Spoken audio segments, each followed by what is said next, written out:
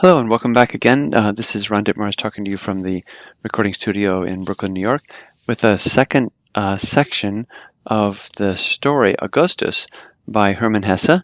And we will read through the text and read it out loud so that you can repeat the text and get a feel for the flow of the sentences. And today our guest speaker is Sierra. Sierra, you want to say hello?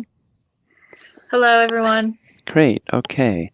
So in the first section, just to give you some context, this is there's an old, a young lady who, through some misfortune, had lost her husband shortly after her wedding, and now she sat forlorn in her small room and waited for her child. And so, but her thoughts were always obviously focusing now on her child, and but she thought up of things that he would become and dreamed of things that he would become, and the last line says, and so what his future would have to do with, so he had to at least become a professor or a König or a king. It was the last line there. So this picks up here at this point. So we'll follow the same procedure as before. I'll just read out loud, and then Sierra will repeat after me, and please read with her, and then I'll ask her questions and try to imagine the answers yourself as we unpack the grammar of these nice sentences. Okay, so let's see. Let's start off. And can you see the marker here? The Yes. green? Okay, it's not green, it's orange. Okay, so here we go. Neben der armen Frau Elisabeth wohnte ein alter Mann. Everybody? Neben der armen Frau Elisabeth wohnte ein alter Mann, Den man nur selten ausgehen sah, den man nur selten ausgehen sah, und dann war ein kleines graues Kerlchen. und dann war ein kleines graues Yeah. Kerlchen. Okay, we're just going to stop there because I want to look at the first two lines. Okay, so in this first line here, where's your verb? Wohnte, Good, wohnte, good. And where's the subject? ein alter Mann. You know, it's sort of funny because the very first paragraphs began, in der Mostaker Straße wohnte eine junge Frau. So neben der armen Frau Elisabeth wohnte ein alter Mann. I just saw that parallel. Okay, so an old man lived, and then neben means next to, taking the dative case, next to the poor Frau Elisabeth. He refers to Elisabeth as Frau, and we just used Lady Elizabeth in the translation. Okay, so and up to here, what is this Dane referring back to? This relative pronoun, Sierra? The Dane refers to the man, back to Good. the man. Yeah, so its antecedent is der Mann, der alter Mann, the old man. And then where's the subject of that little sentence, starting from Dane to Sa? The subject is man. Yeah, so whenever we see man, that's 100% the subject. It's the impersonal one or they or as a way to translate that, but it's always a subject. And then where's the verb complex? Ausgehen, no, just saw? No, Ausgehen saw? no, you're right. That's good. And I'm Okay. glad you paused there because this is a little bit different kind of construction. So with some verbs like sehen and hören, they can be constructed together with other infinitives. I mean, ausgehen is to go out. So whom one saw going out, whom one saw only rarely going out is how you would translate that. Okay, let's go on. Up to this comma, where's the verb? War. War, yeah, good. Okay. Now, in this case, und dann war ein kleines. I looked at this dann for a while, and it really means when he rarely went out. And then how did they see him? He then it describes at that point, on those brief occasions or those rare occasions is the point of this dann, which is kind of interesting.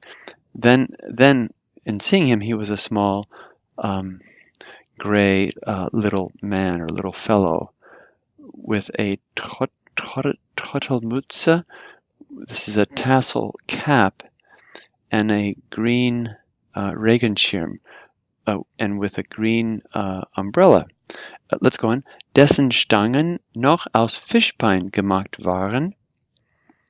Dessen Stangen noch aus Fischbein gemacht waren. Yeah. What does the dessen go back to?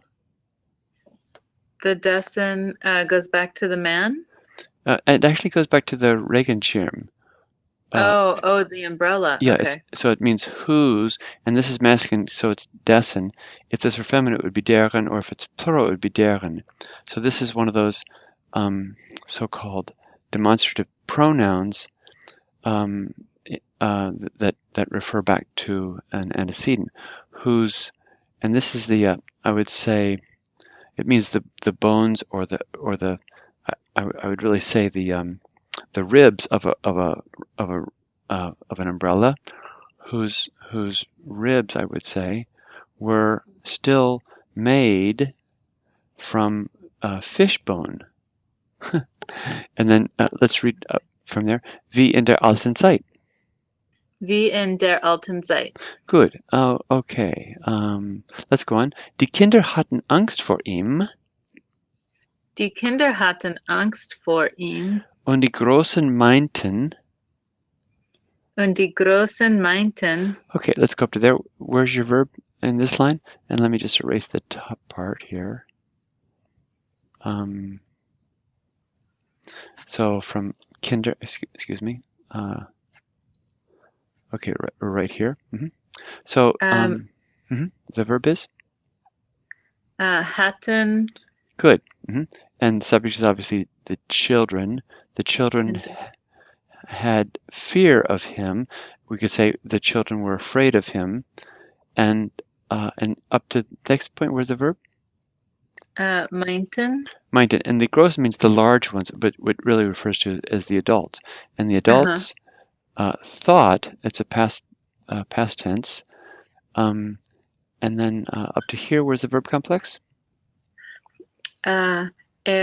Werde haben. This is actually subjunctive. It's third person singular, and he would and he would have reason. And it's sort of funny.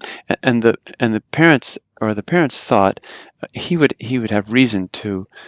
He would have reasons, Gründe, he would already have reasons to be reclusive, so sich so sehr zurückzuziehen. Ziehen means to draw, zurückziehen means to withdraw or draw back, to be so reclusive. You could translate it that way. Let's go on. Oft würde lange Zeit von niemand gesehen. Everybody? Oft würde lange Zeit von niemand gesehen. Verb is? Complex. Werde gesehen. And that means by itself? He would see? No, just he was. It's he was seen. So okay. And von niemand. So often he was for a long time seen by no one.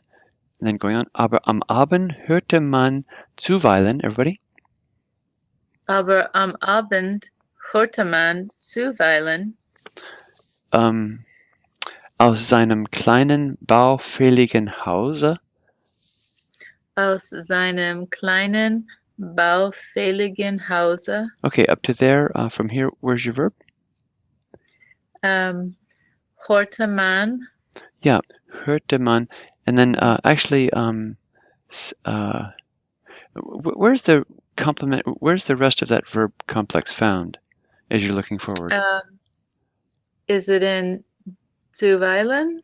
No, this means sort of at sometimes as an adverb. Erklingen? Yeah, all the way to the end. So, All the end, yeah. but in the evening, am Abend, one one heard sometimes, and then your direct object is where? One heard. It's a little bit tricky. Eine feine Musik. Great, fantastic. One heard at times a fine or a delicate music, and I would say wafting forth or something, or sounding from von seinem kleinen baufälligen Haus, from his small ramshackle house, a fine music, as let's read this, wie von sehr vielen kleinen zarten Instrumenten.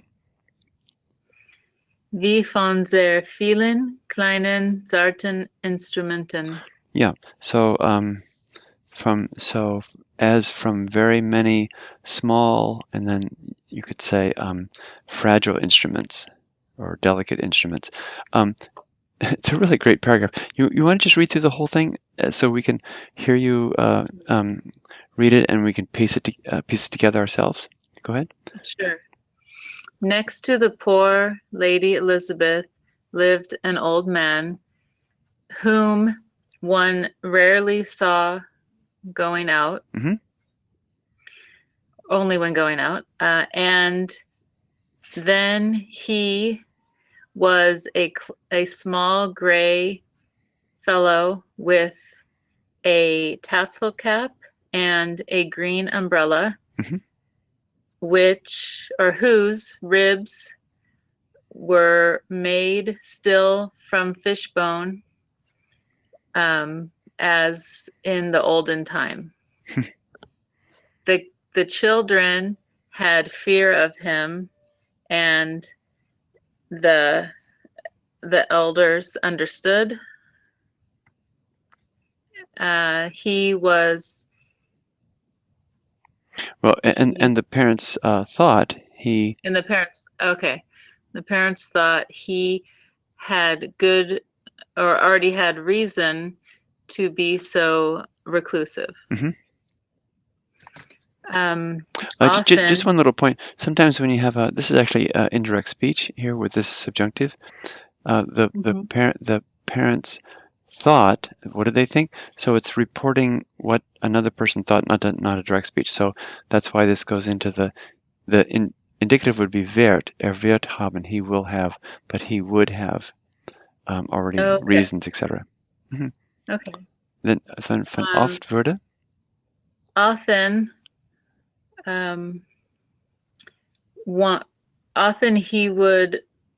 no one would see him for a long time.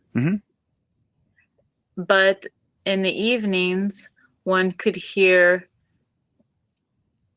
a delicate music coming forth from his small ramshackle house, as if it was from many small, fine instruments. Great. Okay. Or many fragile, small instruments. Great. Okay. Thanks so much, Sierra, and I hope you enjoyed this passage, and we'll see you next time. Thanks a lot. Bye-bye.